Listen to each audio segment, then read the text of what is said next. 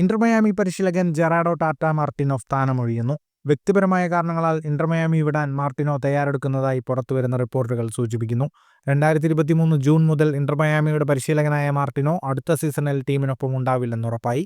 Super താരങ്ങളായ Lionel Messi, Luis Suarez, Busquets, Jordi Alba എന്നിവർ വീണ്ടും ഒരുമിച്ചത് ടാറ്റ മാർട്ടിനോയ്ക്ക് കീഴിലായിരുന്നു.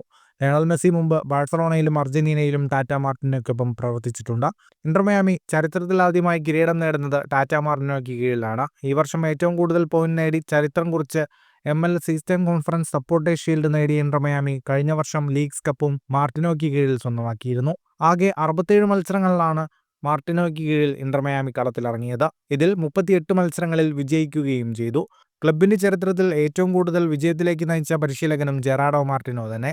മാർട്ടിനോയ്ക്ക് കീഴിൽ ഇന്റർ മയാമി 13 മത്സരങ്ങളിൽ സമനില വഴങ്ങുകയും 16 മത്സരങ്ങൾ തോൽക്കുകയും ചെയ്തു.